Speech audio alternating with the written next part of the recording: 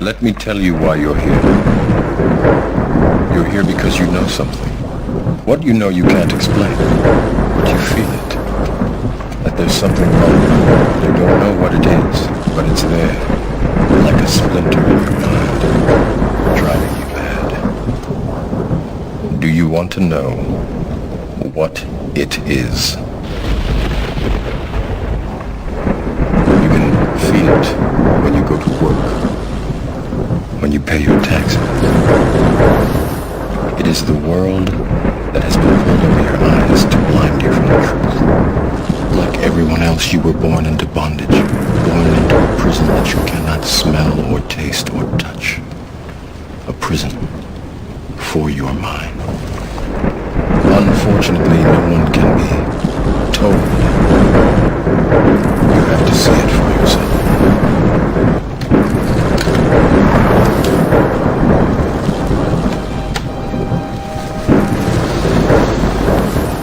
This is your last chance.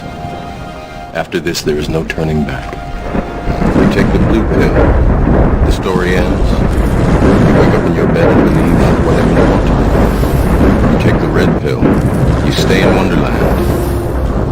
And I show you how deep the rabbit hole goes.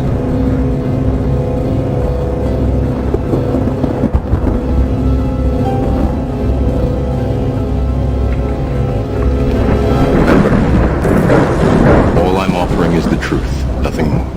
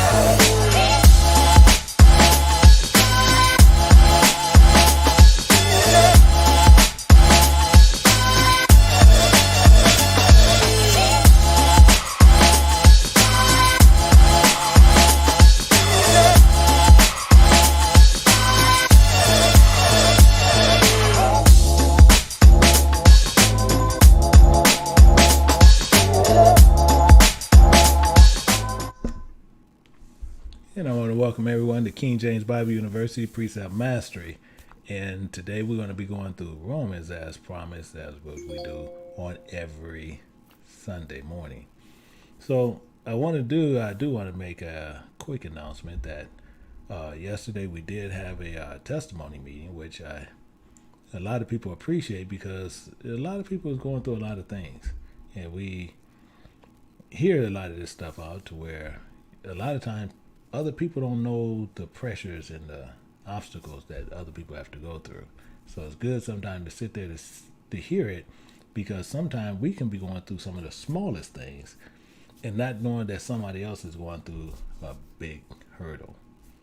So it helps us out. Then it helps to also make sure. That's why we need to always keep everyone in prayer as we continue to move forward in this walk. And the same thing with we had a lot of emails based on people from the teaching. They went through and they wanted to understand precepts. They was trying to figure out how was I doing certain things and not understanding how I was coming to those conclusions based on precepts. But they were saying everything was lining up. I received quite a few emails on that. And as we tell them, we do have a precept Bible out there, which is the first 5 books. It's the first 5 books of Moses. But in that book, I show you what those affiliations are, those words. I show you what those mean to help you decipher more what's going on in the Bible. And that was the first 5 books. Is the foundation. That's your foundation to go completely through the Bible. However, we have other books that's there where you see other affiliations to give you even more understanding when people want to go move forward. So those are always there. But the main thing is, I tell everybody, is to, if you want to get the foundation, you get that Precept Study Bible. And that'll give you the foundation of everything that you need to know to start going through the Bible in a safe way. Because the other Bibles that they have out there, they give you references to reference you to pull you more to a Trinity type doctrine or this 3-God doctrine. And the Bible should only show you what stuff mean to where you can understand what it's saying. So that's why precepts are so important. That's why affiliations are so important. And affiliations is just showing you what stuff meant when it was actually spoken. Excuse me. That's why those are there. So if you're looking at it, you can go over to Lulu and you can actually get that there. Or, you can get the Precept Study Bible, or you can also do it through us to where you can send it to Precept Mastery, and you can go over to KJBU. You can see the address and everything there, which I believe is also in, I think it is. I think we also have it in our comment section. But you can also go to you can also do it at P.O. Box 1261, Chino Hills, California 91709. And you can send that to Precept Mastery. But the main thing is you want to always understand what is going on. So last week we had left off at 17 in chapter 4. In Moses, not Moses, but Paul had changed a lot of things that he was doing. And we're going to start looking at some of those. So we got to go into this and make sure everybody have their books, they study Bible. 1 second. I have to do something. I did something wrong here. I got to change that. So let me get that right. Now we right. We okay now. So excuse me. And so now we can go through and we can pull up a lot of this that we have here. And last week we left off, and I want to make sure that what we have is in Romans chapter 4. And just overview on some of what was going on. We see here where in verse 4 it says, "Now to him that worketh is the reward not reckoned of grace, but of debt." And just overviewing what was happening, you want to always make sure your works according to the Spirit or it's going to be according to the flesh. The catch is this. You want your debt to be to God, not according to the flesh. That's the logistics of everything, because many of us is going to pay debt to sin. And if you're paying debt to sin, that means when your time comes and they open up the books, and it's books, and when those books are open up, those debts is going to be paid. And if those debts, if your name is in those books, you're going to be paying a debt over there, meaning you will not be going into the kingdom of God. But you're going to pay a debt. You're going to pay a debt either to God, or you're going to pay a debt either to flesh. And flesh and blood, either to flesh. And flesh and blood will not inherit the kingdom of God. Many people are going to tell you many different things. They're going to tell you many different lies and telling you, Yahushua, Jesus died for your past sins, your sins now, and the sins you're going to be planning on doing in the future. The biggest lie that you can ever see that people teach. But you're going to pay a debt. And that debt, you want to make sure that debt is owed to God. And if that debt is owed to God, he's going to take it back, and you're going to be his servant, and you're going to be paying your debt. And how long do it take to pay that debt? Eternity. And I'd rather be paying my debt over in eternity, where it's good, than be paying a debt in damnation. You keep that in mind. Now, verse 5, it says, but him who worketh not, but believeth on him that justifieth the ungodly, his faith is counted for righteousness. So we were going through this. This is what all we were going through, but we're going to go down some, because he's going to compare something. Because even what he's going to do with David. And we know David did some wrong things. However, he's going to compare David. Even comparing David also described. So he's going to compare David. Described in blessedness of the man, unto whom imputed righteousness without works. Without the works. See, he imputed righteousness without the works of what he was doing according to the flesh. Because once David knew and understood what he was doing was wrong, you don't see David going back doing the same silliness, the same stupidity, the same ignorance on what he once was doing. David stopped. Why? Because David was after God's own heart. Those we have to remember. But you have many people who are going to tell you different things, and we can do this, and we can do this, and we can have all the wives and all this. So when you have many wives, you're going to pay that debt to flesh, because the many wives is this debt, sin debt, is now going to be to flesh. In flesh and blood do not inherit the kingdom of God. So as this comparison, and then he goes on more, saying, blessed are they whose iniquities are forgiven. That's what you have to mainly be the most important thing you can do. We just overviewing what's going on, because our main verse we're going to start in. We're going to start using the precepts and understanding what Paul's saying when we get down to verse 17. We're just doing an overview on what was being said. But the main part is, blessed are they whose iniquities are forgiven. So if your iniquities are forgiven, you got blessed through the knowledge that was given to you, to where you know not to do this sin anymore. This makes you blessed. In whose sins are covered. But he tells you in Hebrews chapter 10, verse 26, he tells you, but once you come to the knowledge of sin, there's no more sacrifice for sin. All those keep in play.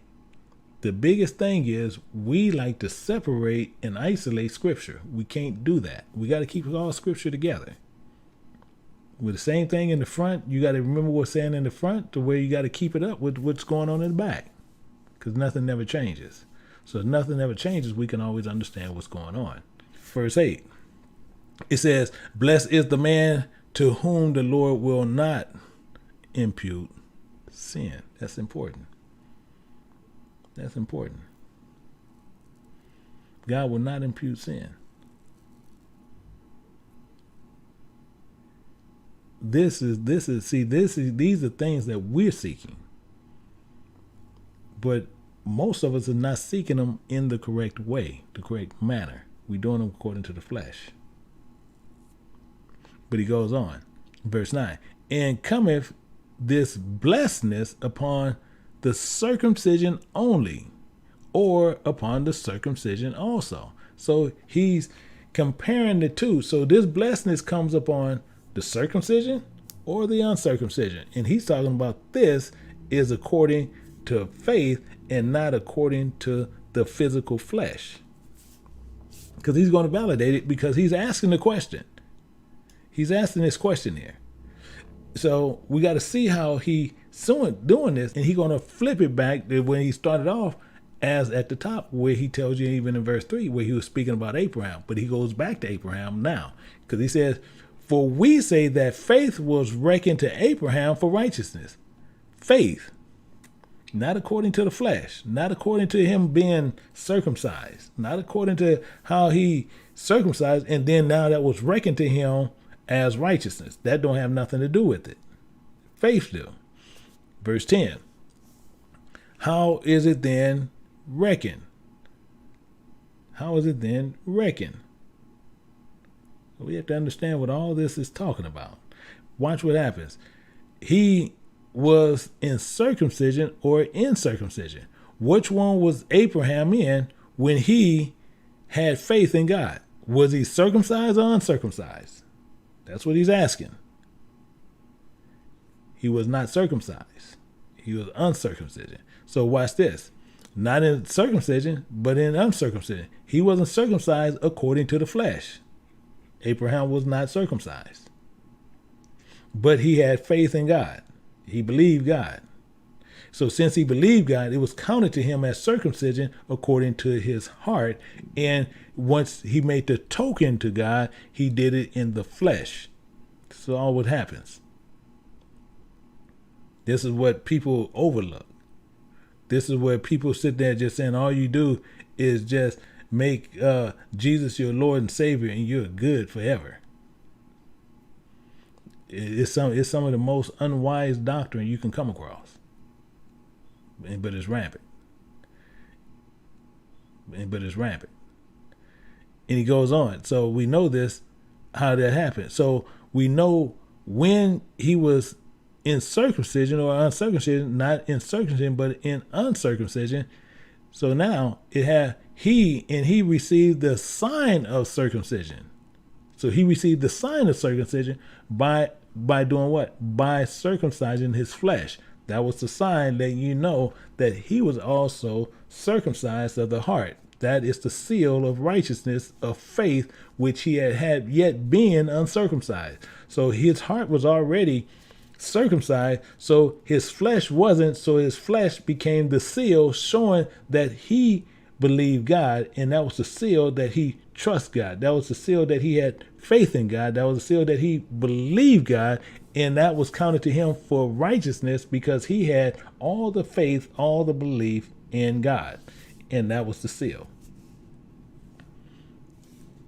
Some people put a seal on something, it don't mean that it's a real seal. And many people, as many men is out there that is circumcised, and they will sit there and say that they are circumcised and they are sealed of God because they are a child of God. That you're a child of the flesh. That do not make you a child of God. According to the promise, it's counted for the seed of God. According to the promise. Because the promise you can't taste, feel, or touch. It's just like the air. You can't feel these things. You can't touch these things. It's according to a promise.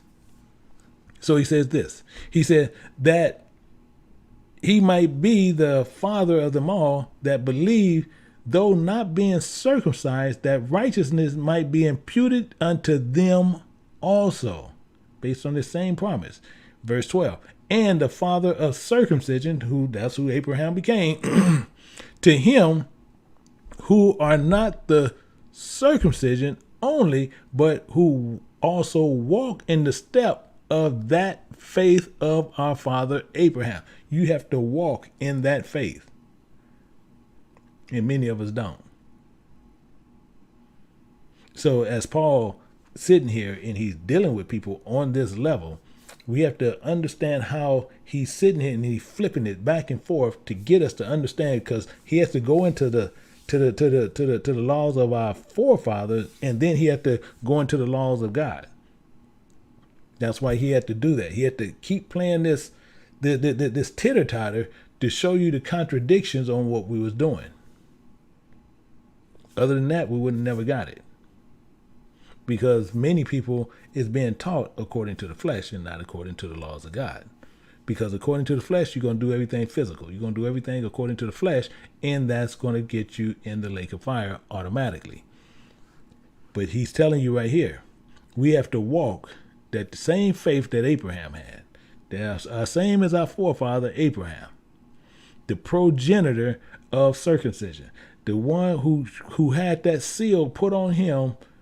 Right there, he had faith, and his heart was circumcised. Once he knew his heart was circumcised, the Most High said, I need to put a seal on you. And this seal, I'm going to do this according in your flesh to where we'll see it.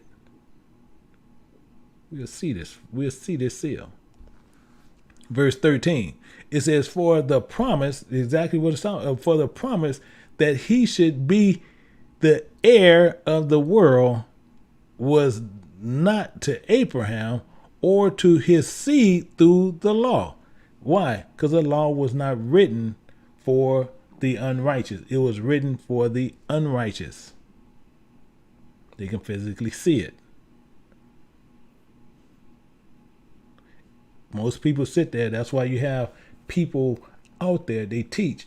They use the Yiddish words. They like to, are you doing Torah? Torah this, Torah that, Torah this, and doing Torah that. They're telling you a bunch of silliness. They're telling you a bunch of stuff about Yiddish.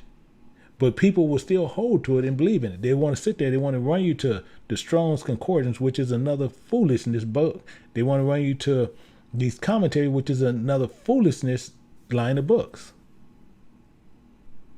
Because they're going to give you thoughts and understandings of men and not thoughts and understandings of God. That's why it's so important to understand this all together. Now, it tells you right there, it was for the promise that you should be the heir of the world was not Abraham or the seed through the law, but through righteousness of faith. You have to have that faith, that belief. That's what it's holding you to. It's going to hold you to that alone. But it goes on more. For if they which are of the law be heirs.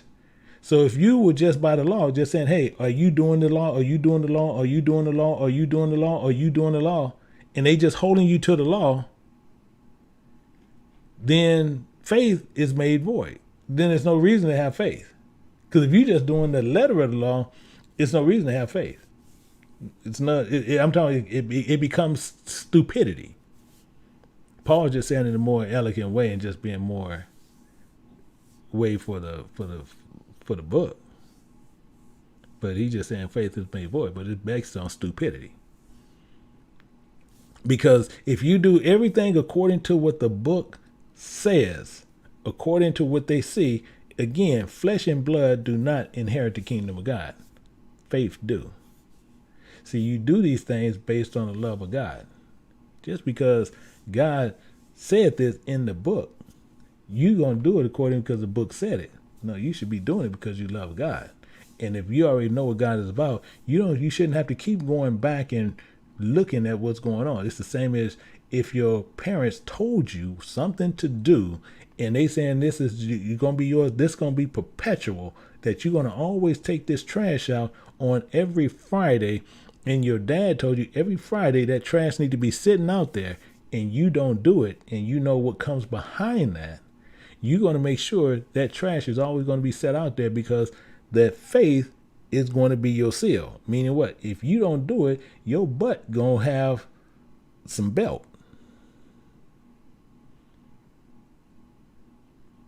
And that faith is real because he made that promise. You don't do it, all right. And that trash man don't come, and that trash man come and get the trash and miss our run, all right, you got a problem. I promise you, you're not gonna like the outcome. So that faith is real, and he don't have to write that down. He gonna tell it to you. That law, if you're sitting there, you got to look at it all the time. Well, I'm looking at it. No, your father's going to tell it to you. So, and the promise is made none effect. So if you're just doing it according to what was written, what if someone moved your paper and you forgot? Now, since you forgot, tell your dad, somebody moved it. I didn't know. But it's based on that faith, that promise that he made. He could have made it 3 or 4 years ago. But you know by habit, you know to do this. Verse 15. It says, because the law worketh wrath. That's what it does. For where no law is, there is no transgression. And this is what the society we live in today. This the society we live in exactly today. Where no law is, there is no transgression. So there's no laws that's really held according to God that where transgression is. Verse 16.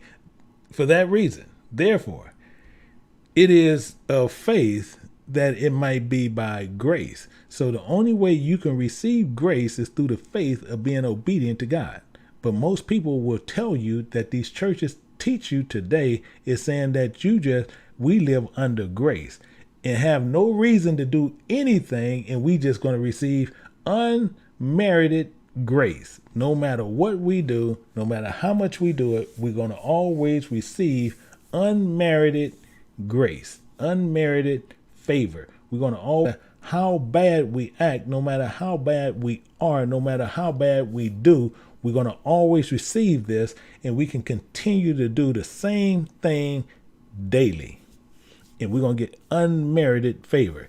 And I'm going to ask anyone, do that make any common sense to you? Because if it don't make common sense to you, you already know what it's going to do to God. That's why I always go to the dog. It's the same thing as if it's anything having to do with that. If you have any type of dog or any type of animal that don't know how to act this way in the house, in your own home, and it continually, every time the dog come in, it tears up, it urinates, it poops all over the place. It do all these things every day you bring the dog in the house. Are you going to continue to bring the dog in the house? Only a fool to say yeah. Only a fool will say yeah. But this is what we have to look at. Because it's faith based on a promise, based on what's going to happen. So you're not going to keep receiving grace because you're going to give that dog grace a couple of times. But once he continues, he's going to stay outside. Grace is gone. It's the same thing. This is how the Most High works. He's going to give you grace as what he did with that woman who was caught in adultery. He said, I don't condemn you, but I'm going to give you some law. He said, so go, I'm going to give you some grace, but sin no more. I'll give you the law, but you sin again? See, now I can, because you knew what the truth was. So we understand all this, and we have to remember what is happening. So it might be to all the seed, not to that only which is of the law, but that also which is of the faith of Abraham, who is the father of us all. Who is the father of us all, which brings us to verse 17. Which brings us to verse 17. Which tells you a lot, which we're going to get some understanding, and then we got a lot of information we have to put in our books today.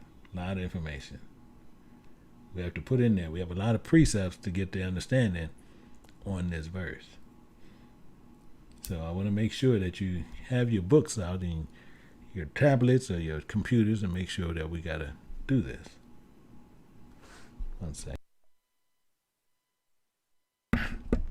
So it says, as it says, as Paul quoting, he said, as it is written, I have made thee a father of many nations. Before him whom he believed, even God quickened the dead. and calleth those things which be not as though they were. It can be really complex, but we're gonna work all this out. We got to get the understanding on how this all works out.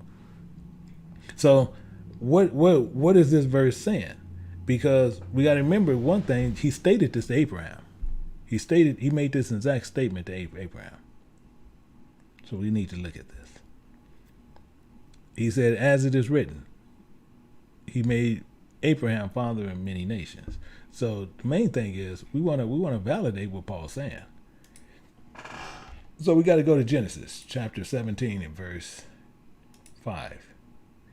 And we're going to say, it says, "Neither shall the name any more be called Abraham, but thy name shall be called Abraham. Abram but shall be called Abraham. For a father of many nations have I made thee." So now we do know he did say that, and it's actually written. So we know this is written. So now we know, as it's saying right here, he's validating. We just validating what he was saying.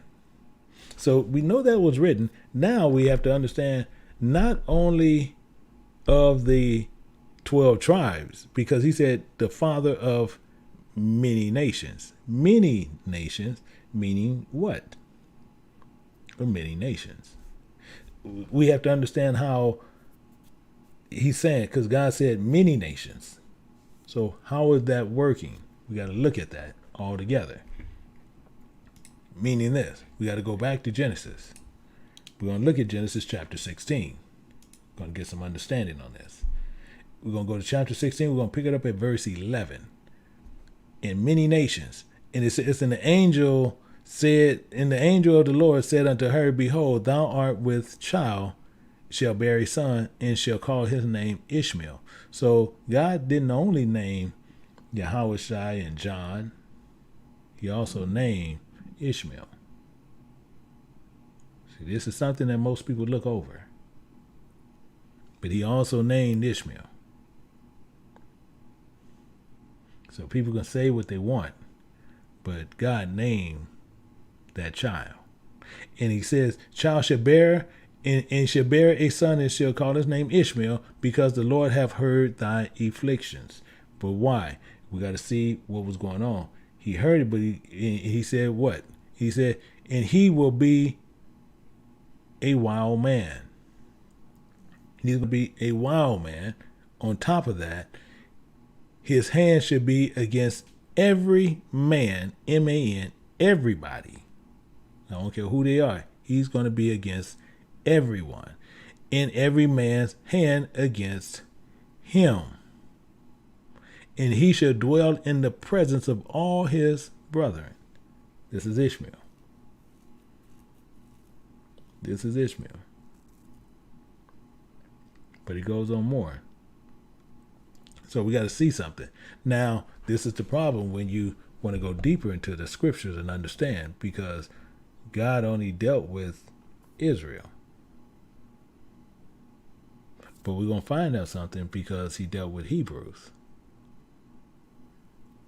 Ishmael was a Hebrew. I don't care how you look at it, how you flip it. He was a Hebrew. And God understood who Hagar was, because Hagar was of the brothers of Shem. She was from the brothers of Shem. She was from Ham. So he spoke to her. Let's look at these. Let's look at this. We got to go to Genesis chapter 21. And we're doing all this to where we got to get all our homework done, to where we can go in to make sure we can clearly understand what Paul is saying. 21 verse 17. And it says this: "God heard the voice of the lad, and the angel of the Lord called to Hagar." The angel of the Lord called to Hagar. Clearly understand what that's saying. But watch what happens. "Called to Hagar out of heaven, and said unto her, What aileth thee, Hagar? What aileth thee, Hagar? Fear not, for God hath heard the voice of the lad where he is." Now, Hagar is clearly an Egyptian. Actually, I'm going to show it to you. let's look at this. I'm sure too we're gonna come back. We're gonna go to 16 and verse 1. It says, and Sarah, Abram's wife, bare no children, and she had a handmaid, an Egyptian, whose name was Hagar. Sarai, Abraham's wife, took Hagar, her maid, the Egyptian, after Abram had dwelt 10 years in the land of Canaan, and gave her to her husband, Abram, to be his wife. So we clearly know this.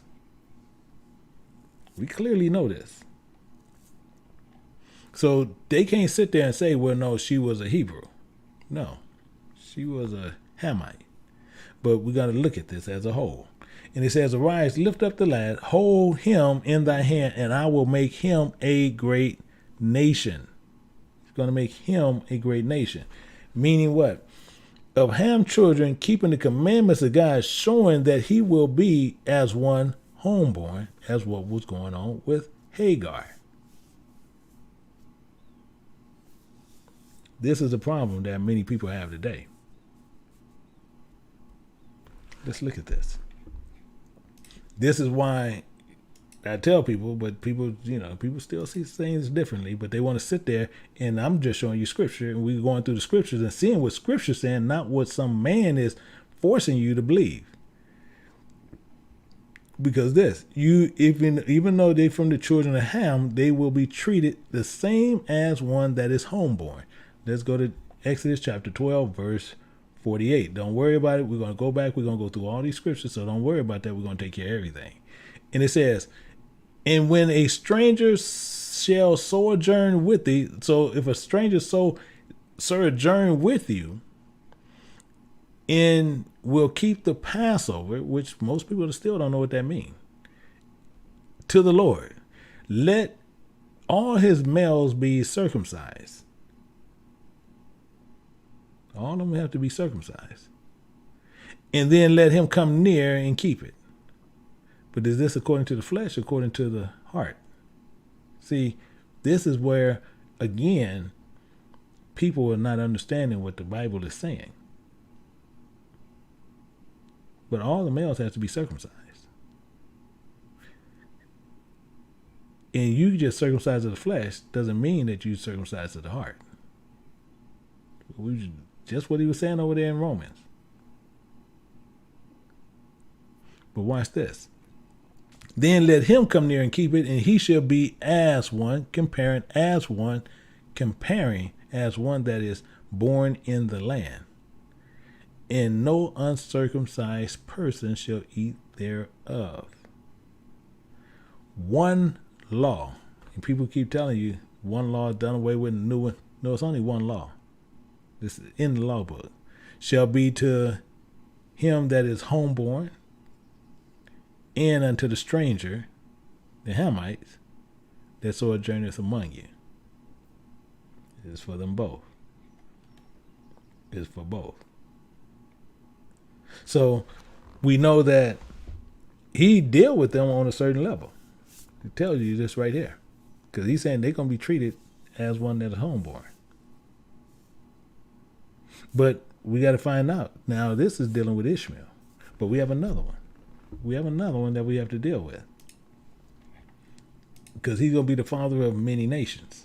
So we look at 25 verse 1, and we see again where it deals again. It says, then again, Abraham took a wife. Her name was Keturah. But the problem is people keep believing the same as with these people who really is not educated in the Bible. They tell you that Hagar, as well as this one, was Abram's wife. And wife do not mean what you think it means. It means one who is doing the duties as providing children for a man. That's why Hagar became his child producer, or his child provider, or producing children for Abram. Same as Keturah. No difference. That's why it says wife here. That's why it says wife here. So how can we prove any of this that's saying? See, because it's going to validate this from Uncle Ezra, where he wrote this and he penned this in Chronicles. He penned this in Chronicles.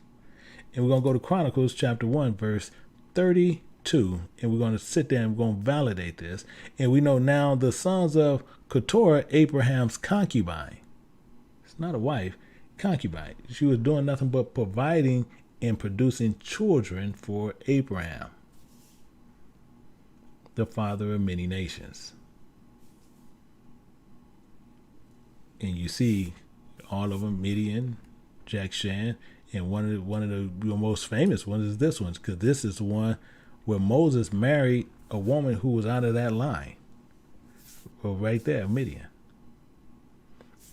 Moses married one of those women out of Midian.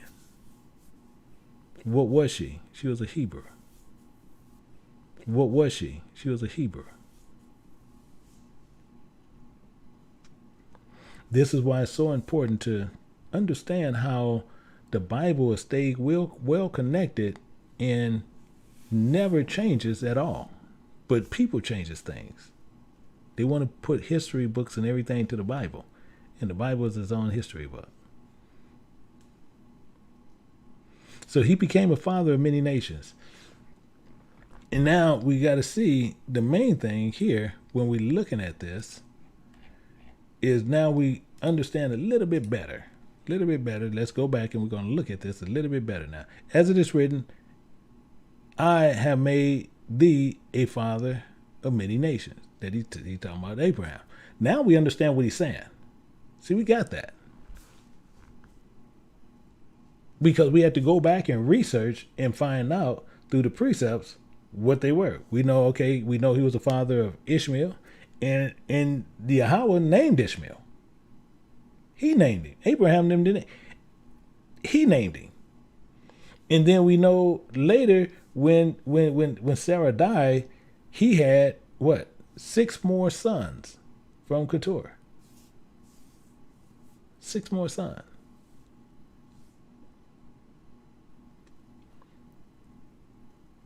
This we know. Why? Because we done this research.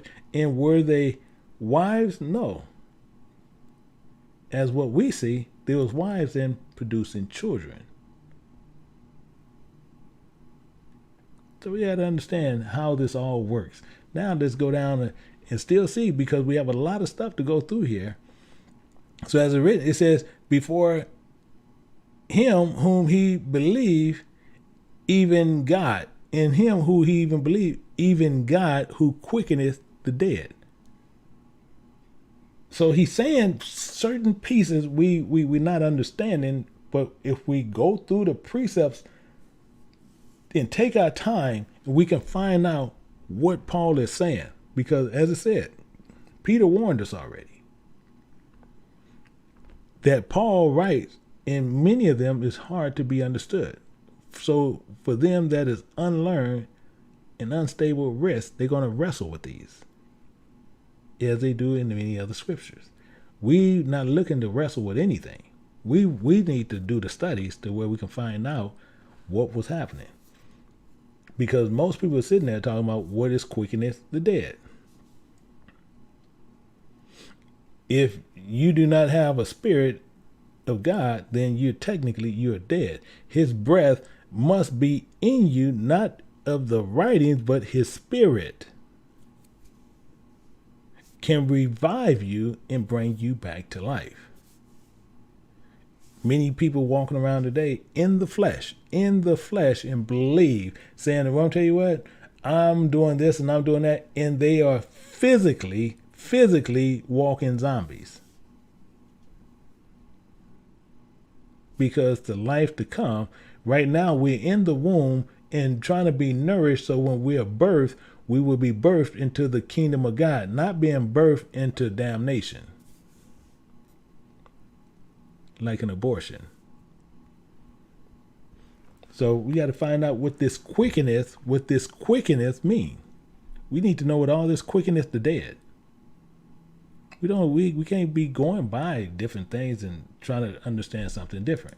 So let's do our homework. We got to do homework on this. We're going to go to 2 Corinthians chapter 3. Pick it up at verse 6. It says, who also have made us able ministers, able teachers of the New Testament. Why? Because we don't mind going in, making sure we can get that foundation which need to be known. And this tells you this right clear, not of the letter. But most people are going to teach you of the letter, which is the problem. Many people are going to teach you the letter of God, and they teaching you incorrectly. Because when you're doing the letter, they teaching you how to die. But let's move forward. Watch what he says. Not a letter, but a spirit. That's the key to everything. This is the problem that they want to say that we have over here. They say, well, man, you do a lot of spiritual teaching. Okay, and? Well, I like this. So then you go over there. God is 100% spirit.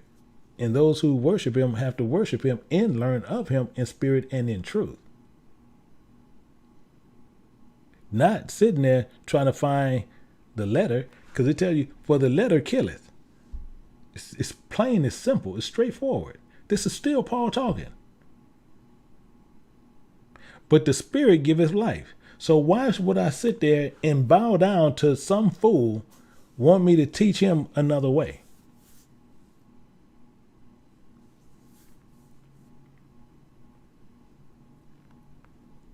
We're not here to sit there to see what the letter is saying. We're trying to understand and how the functioning of those letters is saying to where we can understand what God is saying to where we can do that. Because we're here to please God. We're here to do the will of God. We're not here to do the will of a man of our flesh. At all. So it wasn't the letters in the book, because those bring death. But the understanding of the book brings life, which is spirit. Understood, the words gave life. Let's look at something. Let's look at a quote. Let's look at a quote of Yahushua. And we're going to see this. And all this, don't worry, we're going to go back. We're going to put all this in precepts, so don't worry about that. And we're going to go to John 6:63. We're going to see something there. And understand how this is actually working out. 63. It says, it is the spirit that quickeneth. You find that. So that's why you're saying. You can see Paul was talking about this. It's the spirit that quickeneth. The flesh profiteth nothing. Absolutely nothing. I keep telling people, and we keep moving forward, and people might get tired of me saying it, but I got to keep saying it. Because most people are going to continue to try to do things according to the flesh. That's the craziest thing to do.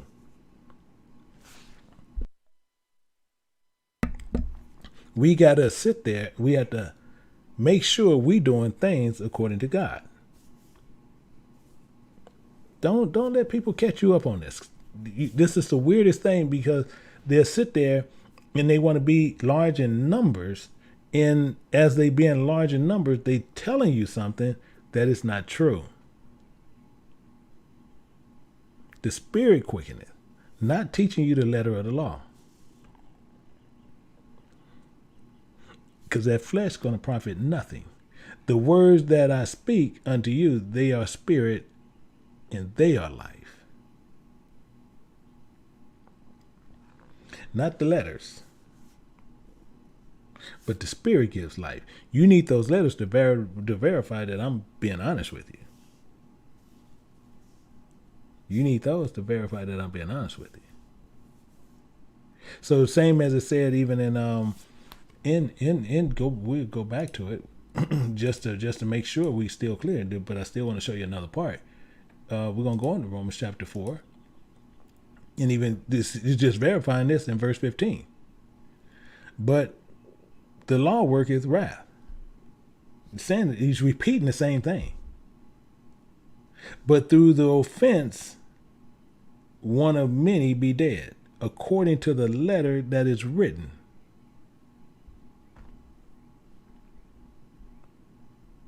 Because why?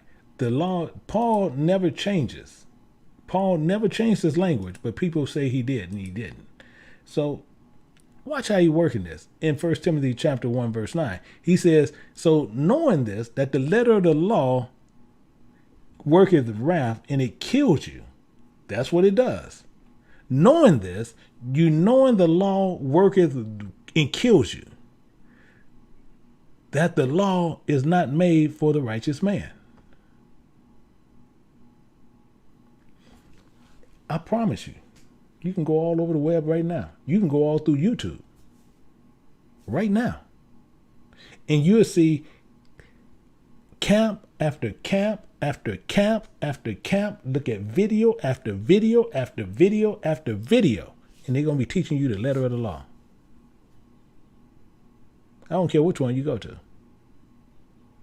Go to any one that your heart pleases. They're going to teach you the letter of the law. And guess what? This is the crazy part. Many of you guys still going to sit there and hold to them. Even though you see this right here. See, it don't matter, because some people are not going to always adhere to what the word says.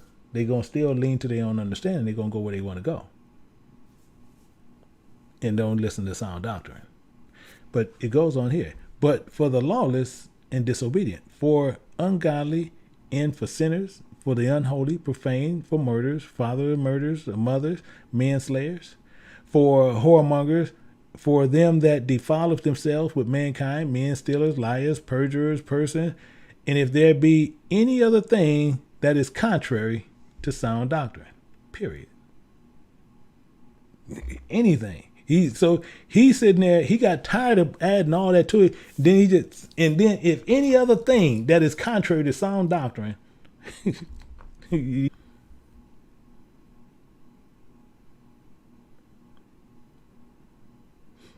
so that's what he getting into. So let's look at this again and go back to Romans chapter 4, verse 17. And he says, as is written, have made thee father of many nations. We know why. Before him whom he had believed, even God who quickeneth. Now we know what he's saying, quickeneth the dead. But even him, whom? God. So we know it had to be God.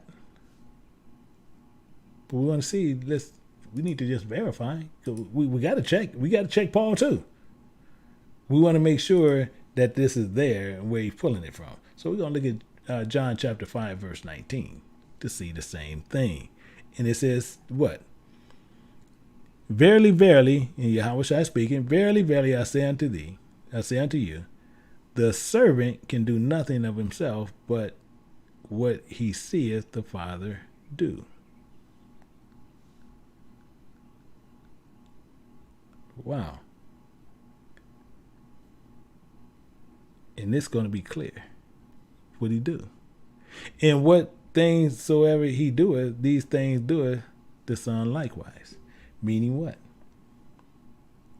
Meaning what?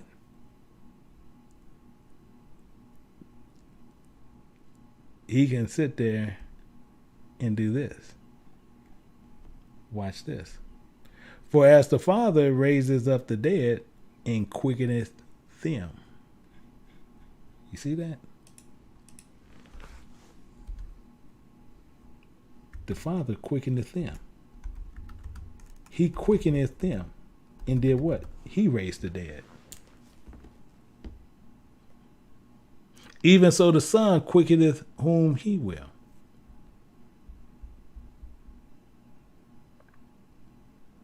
So we know now how you're being raised.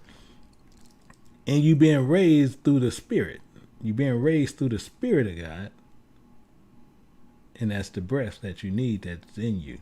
See, some people just breathing in air. And that air contains nothing more than just to keep your body functioning.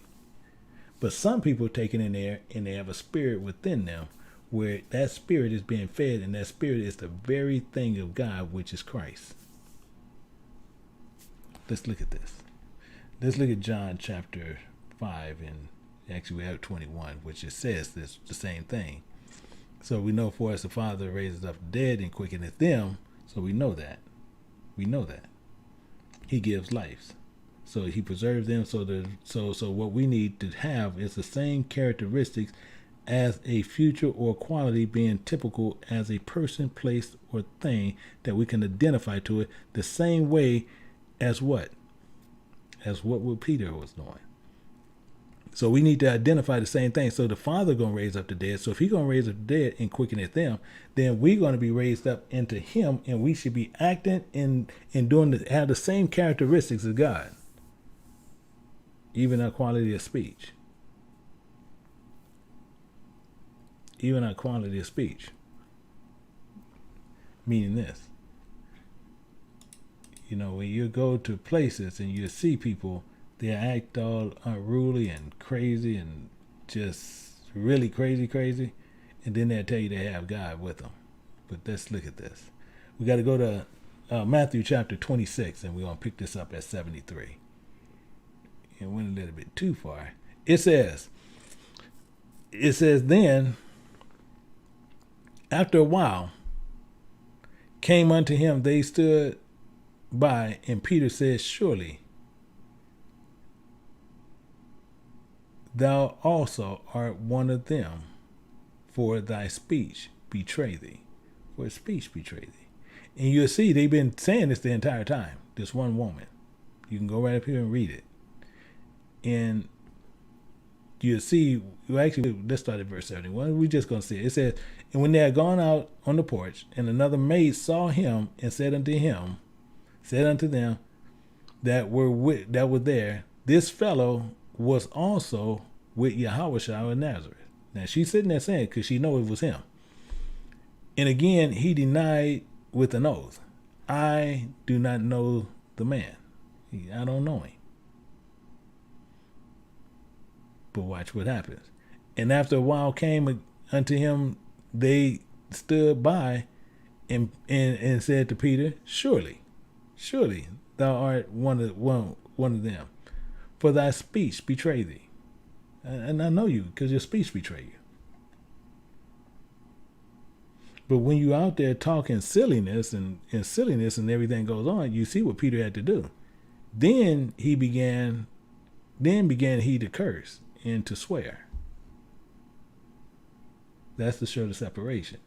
But you see people out there teach that's in this same manner, but they'll sit there and they say they got God in them. People do this right now. You have people who sit there and like to go see this silliness and hold to them. And it's complete silliness. It's complete silliness, but they'll sit there, oh yeah, no. This is, no, we're God's chosen people, and this, yeah, really. No, he chose the people, he just didn't choose you. And as it says, so it says in he quickeneth the dead, because the Spirit gonna rest in him, and calleth those things which be not comparing though they were. Exactly what we're talking about. This is exactly what we're talking about. See, what he's saying here, calling those things which be not as comparing though they were, comparing as one will be in the kingdom just because you are from Abraham. That's what that is actually saying. But comparing what? Doing the letter of the law? Doing the letter of the law? No. See, you are from one of the tribes of the promise. Is what you're trying to say, but no. See, you dressing and you trying to play the part. See, it's not speaking Yiddish that gets you in the kingdom. It's not learning Yiddish or learning what they want to say, the written letter of Paleo Hebrew, and then they want to change it also into a language, and it's a written language. That don't get you in the kingdom either. See, you're trying to play the part. You're trying to fake it to where you're still not going to make it. So we got to see how Paul is actually laying this out. So we're going to jump ahead of Paul and see what Paul really trying to get to the part of it. See, because he says, not as though the word of God have taken none effect, for they are not all Israel, who Israel is spirit, which Jacob became the progenitor of this because he ended up being married to God, which are of Israel. Meaning this, neither because they are the seed of Abraham. Just because you're the seed of Abraham, don't guarantee you getting a spot in the kingdom. Not guarantee you nothing. Because it's saying they are all children, but in Isaac shall the seed be promised. In Isaac. See, this people they miss this. And it says what? That is, they which are children of the flesh. Exactly, because you thinking you from Abraham, you're sent to go in, and since you're sent to go in, you circumcised, but your heart is not, and you just gonna do things according to the letter of the law. These are not the children of God. That don't guarantee you a spot. This is not guaranteeing you a spot, just because you're doing the letter of the law. But the children of the promise is counted for the seed.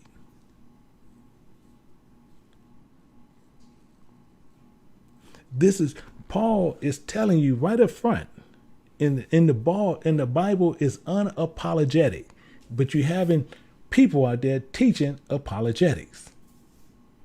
In the Bible is unapologetic at all times. But they'll tell you it's apologetic. Why do God need to woo you and swoo you to get you to come to him? Love hurts, so he'll beat you. Trying to get you on the right path. But they thinking God is wooing you and swooing you to come in. No, he's telling you to keep the covenant. Don't keep it? Okay, he got something for you. This is what he's talking about. So doing those writings, so he says, for this is the word of promise. At that time, I will come and Sarah shall have a son. So that's what he was making a promise on. And then you see what goes on for that when you go back and look at it. But children of the flesh, those are not the children of God.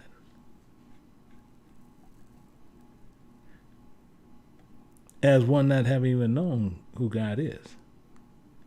So he uses this comparison, which we're going to look at. And it says, for the children being not yet born, neither having done good, neither any good or evil, that the proposed of according to election might stand, not works, but of him that called it. This is another part where so many people have taught this and it's wrong. Why? Because I'm going to break it down. We don't have a problem breaking it down. But this is where, see, it's saying for many who are not yet born. So many that has came to the knowledge of the true living God. This has nothing to do with God saying he's choosing them based on this. It's who first comes to the knowledge of God, neither having done good or evil towards God. That's what he's saying right there. But have not reverenced God, but to propose according to election might stand. So this election is not of God, but it's of you, the man. Is what he's saying here. This is what he's saying here. Meaning what?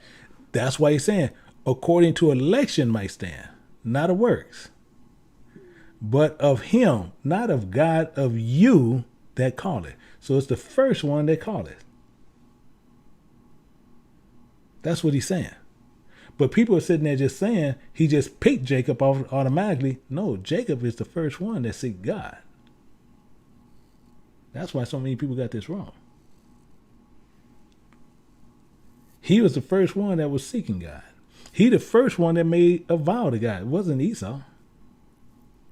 That's why he said, it's for children not yet born, neither done good or evil, that to propose according to election. For their child, election might stand. For these children, not yet born, but according to them, for this is the ones who, according to election, might stand. But to him that calleth. Watch how this goes. Watch how this works. let's go. I should have ran two Bibles, but that's okay. We're going to go to Genesis chapter 28. 28 and verse 20. Let's look at this. Okay, it says, and Jacob vowed a vow, saying, if God, providing God will be with me and keep me in this way that I go, I will, and will give me bread to eat and raiment to put on, so that I come again to my father's house in peace, then shall the Lord be my God. He's the first one. You don't see nowhere where where Esau did this, do you? You don't see nowhere in there. See, Jacob did this, and we can find this all through Scripture. Let's look at another place where we can see some remnants of this. We're going to go to Psalms 116, and we're going to look at verse 13. We're going to see remnants of this. It says, I will take the cup of salvation. I will take the cup of salvation and call upon the name of the Lord. I will pay my vows unto the Lord, now in the presence of all his people.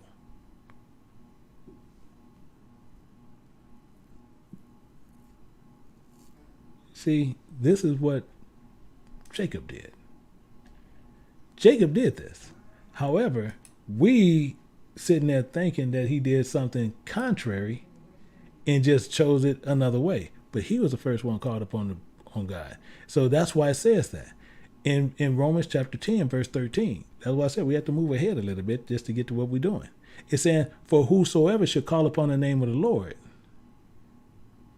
shall be saved. Whosoever call. So this is why Paul said this. According to election of the person, not of God, but you are the choice maker. Not yet born, haven't you ever prayed to know the truth? And he answered your prayers, showing you the truth. It's according to what you are really seeking, and you is seeking, and many people is being taught wrong in many, many years and have no understanding. And he tells you this. So we know the first one called upon the Lord. So let's go back to 9 and watch this. Let's go back to 9. And we're gonna precept inside Paul. And watch how Paul's saying this. So it's telling you this, what it tells you in verse 13. It tells you this in 13. It said, it is written, Jacob have I loved, but Esau have I hated. Why? Esau didn't call upon the Lord, Jacob did. And it was said unto her, the elder should serve the younger. Who is the elder? Jacob. Jacob was the first one called.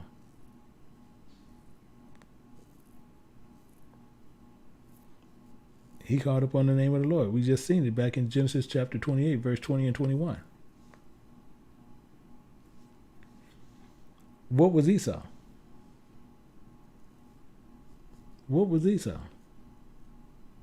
So it's the same thing in why he had to be the elder going to serve the younger, because we're going to see something even here in Mark 10:44. We're going to see something even there. 10:44, it tells you the elder going to serve the younger. The one who has the strongest knowledge in God is always going to be the servant of God to serve his people.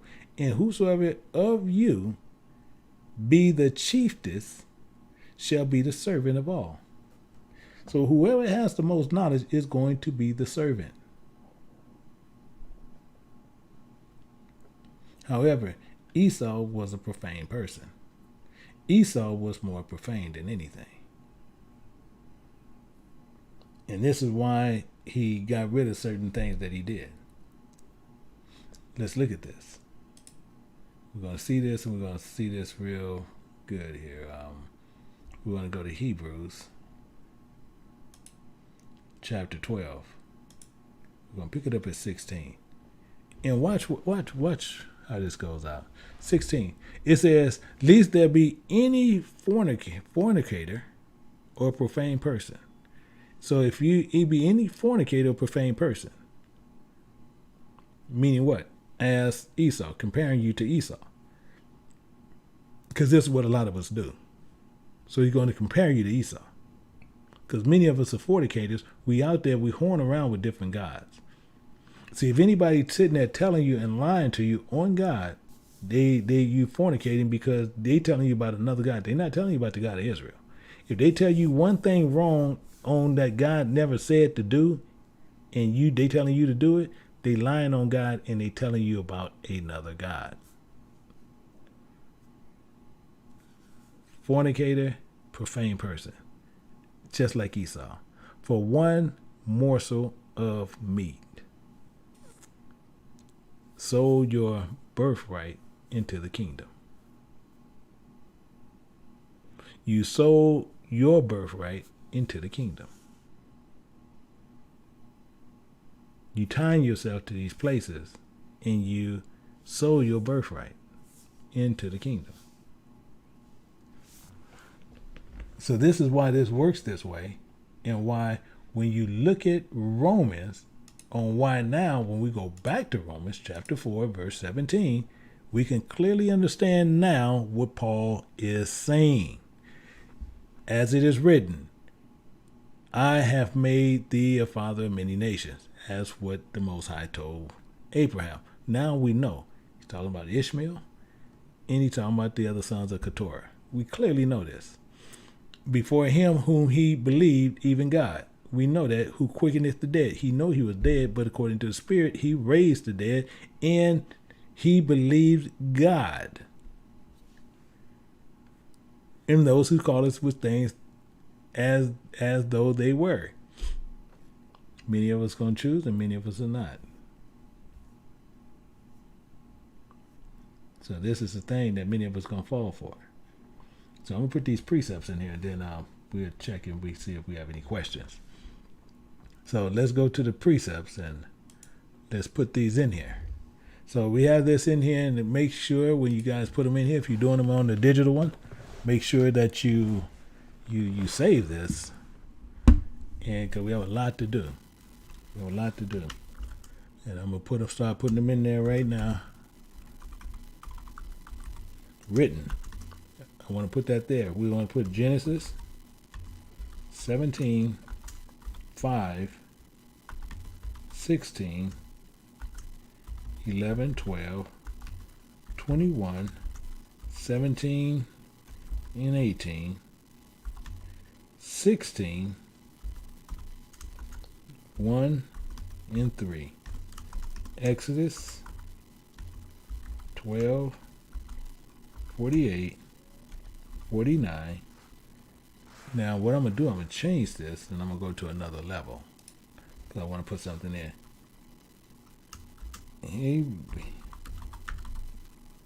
Abram,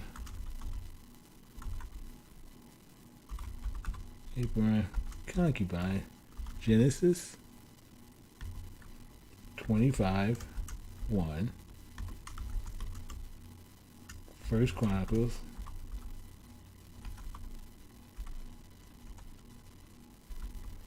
1:32. And what I want to do, I want to go down here, and I want to put another one, who quickeneth.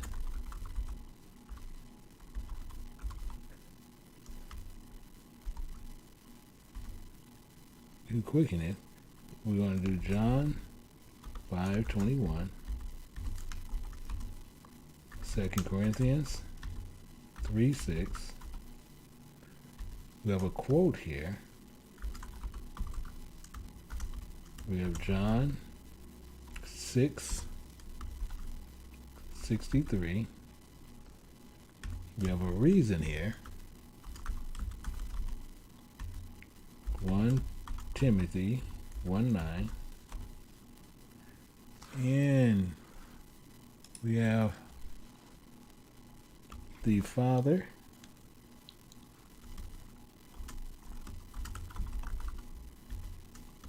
John 5:19.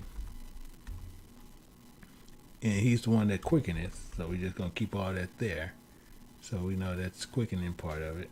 And then we're going to use Matthew 26:73. And we're going to use Romans 9, 7 and 8, 11 through 13. And then we have some examples. And then we're going to finish them out. Genesis 28, 20 through 21. We got Psalms. We got 11, 116, 13. We have Romans 10, 13. And then we have to go back to one and do 9 and 12. And then we have Mark, which this is actually going to get kind of small, and I might have to put this up. Well, we'll just see how far this is going to go out. And we're going to do Mark 10, 44. We have Romans 9, 13. We have Genesis. And that's a repeat, so we actually don't have to do that one. So, but that's a repeat of that 121. But then we have Hebrews 12, 16 through 17. And you save that, and that should take care of those there. So that's what we want to make sure. And we want to sit there and see, do we have any questions from anyone on the I don't know why this is. Let me see. There we go. So I know on Vimo, I want to see, do we have any questions? I didn't even know that was disabled on that side. But I can enable that chat. No, it won't let me enable it. So I'm gonna look on the Romans on the looking on the YouTube side. So do we have any questions concerning this at all? So I can also put in to where you can remote in if you need be. And let me see here. I can one second, I'm gonna do this.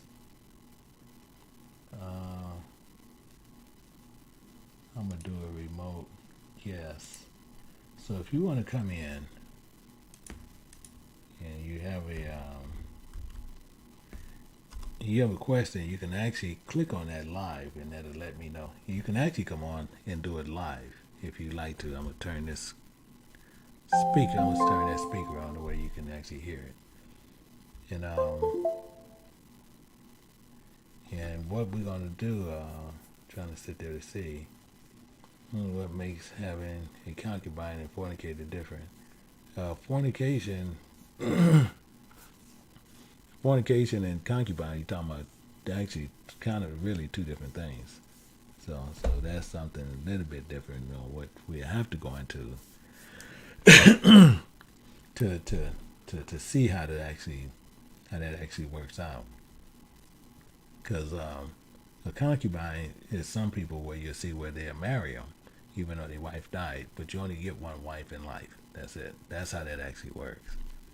So, but fornication is talking about something completely different. Because fornication is you just out there just doing it with different people. So that's the difference. And 1 second, let me put this.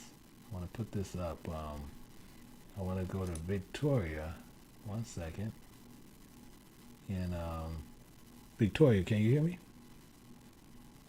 I'm gonna pull you up. Let me pull you up. 1 second. I'm gonna pull you. 1 second. I'm gonna pull you. Yes, I can hear you.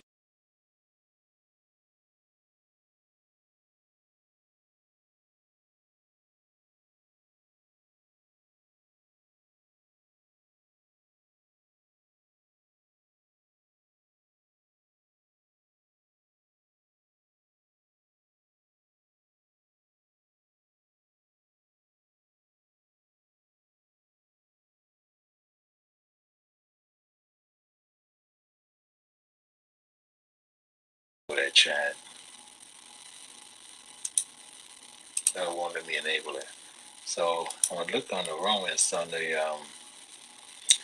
looking on the YouTube side. So do we have any questions concerning this at all? So I can also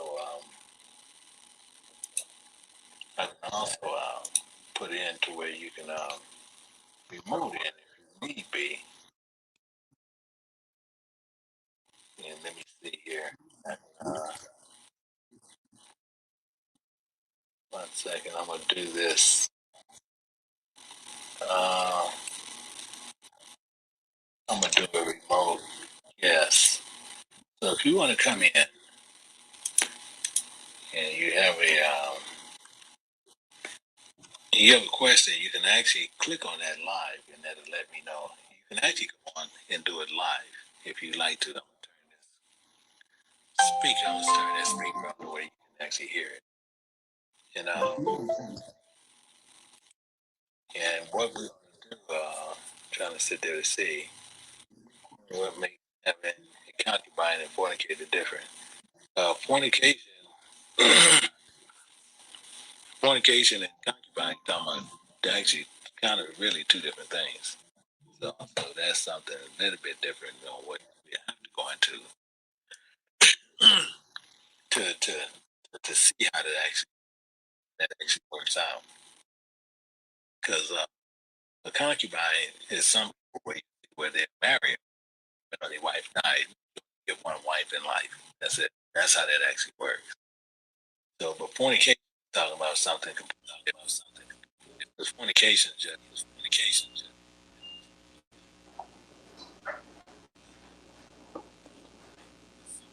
This, want to go to Victoria. One second. And Victoria, can you hear me? I'm gonna pull you up. Let me pull you up. 1 second. I'm gonna pull you. 1 second. I'm gonna pull you. Yes, I can hear you.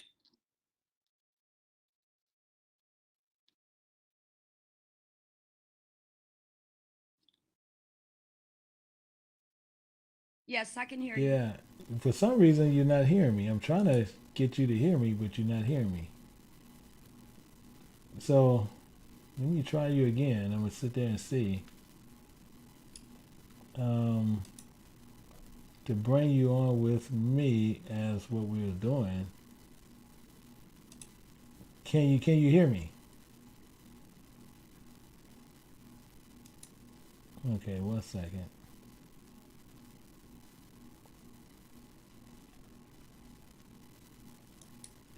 Yeah, can you say something? Yeah, you for some reason your mic is not working.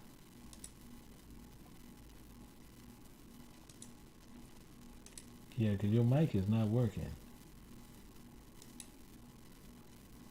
And I'm clicking you to different ones, but you're not popping up. Yeah, you're not popping up. It's not popping up for you. Your mic source, yeah, because your mic source is not doing it. So what I'm gonna do, I'm gonna go out. So what we're gonna do, because I see some people is not coming through on their mic. So what we'll do, we'll go ahead and cut it, because I see some people is not coming through on their mics, and their mics might not be going through on here. So what I'm gonna do, I'm gonna go ahead and cut it to where we can actually get that worked out. Cause you have to have that mic on as soon as you come over. That mic has to be on. If not, it's not gonna pick your mic up. So what we're gonna do, we're gonna go ahead and we'll cut it there. But I do see I'm trying to sit there and let me see. I'm trying to see is there, and it says Shalom Elder. What is actually doing the letter of the law? I was not here. Okay, so I don't understand quite your question. You saying you was what is doing the letter of the law? I was not here. I'm not understanding quite your connection. So I'm not understanding really what you're saying. Let me see. I want to make sure. One second. One second. Let me see. Make sure this is all still going through on me. And my desktop.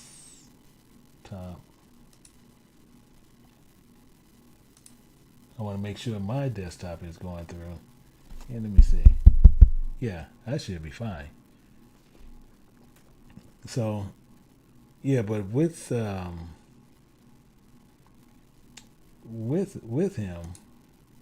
I'm not understanding what do you mean by that? I don't understand what you mean by that. You have actually doing the letter of law. I was not here. I don't understand what that I was not here mean. I don't know. I don't get that. So if you can explain that, I can understand it a little bit better. But I don't understand what you're saying by that. Because if you're saying that you wasn't here, that you just came over, then that's something else where you just can go back and look at it.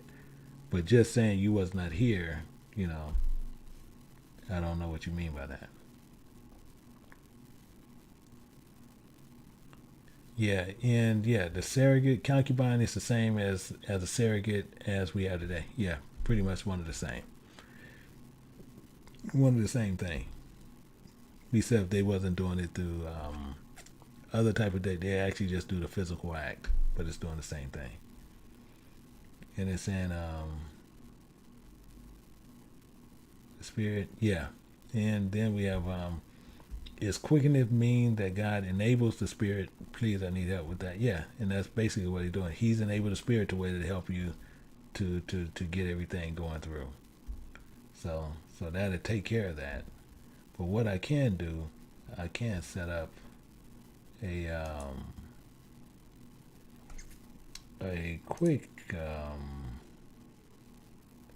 meeting to help people out, and I can get that. I can get this one going. Let me see. Let me look at the schedule there.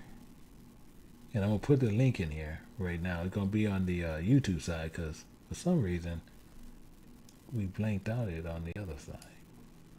So what I'm going to do, I'm going to do this right now. I'm going to do the meeting right now. I'm going to post it on the YouTube side to where you guys can get to it. And then I'm going to also post it over. I'm going to post it over on Zoom first. I mean on the other one first. Over at let me see. I want to make sure.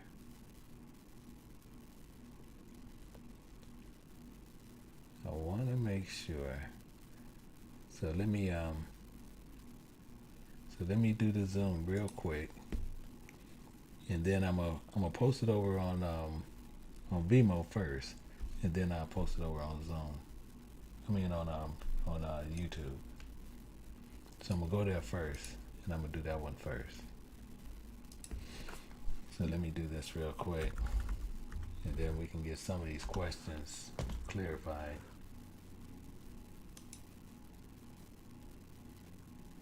And let me see, 1 second.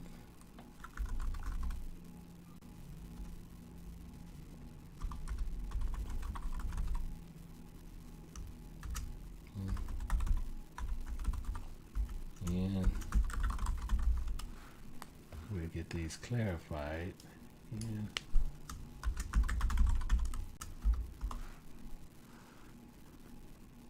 And let me schedule. 1 second.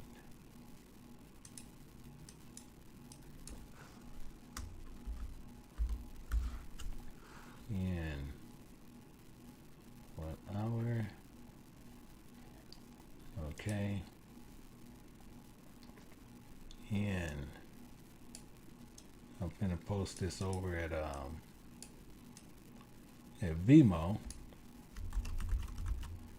So Vimeo, give me 1 second. I'm gonna go in here and post this in Vimeo first. And for those people over here, and then you guys would have access to go in there. So let me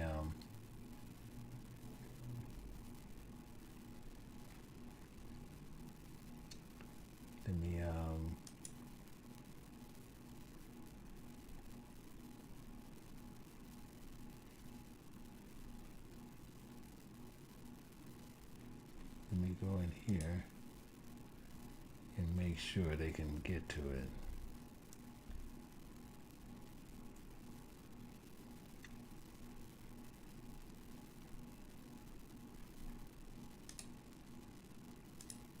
And I'll take out this.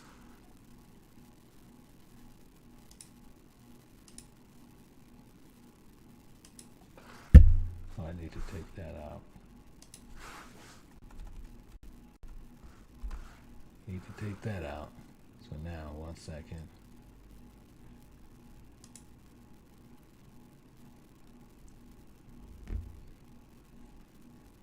Okay, so for the Vimeo users, if you refresh, if for the Vimeo users right now you refresh, you'll see the link. You'll be able to see the link. For the YouTube, for all YouTube, I'm getting ready to do the same here, and we should be able to take care of that.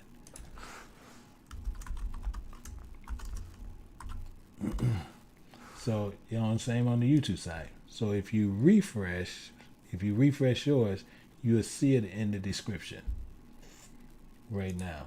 And I'll also place it over there. So Vimeo, you already have it. On YouTube, I have it in the description right now. So if you refresh your screen, you'll see it. And we can go from there. And I'm also place it over here in you guys' chat. So with that, we're gonna go over there, take over any questions as far as concerning some of these things to make sure everybody's clear. And then after that, you know, I will be going out for the rest. So with that, I hope that everybody have understanding. We're gonna get more understanding to where we can have a Q&A and take care of that. So with that, I say to each and every person, till next time, shalom.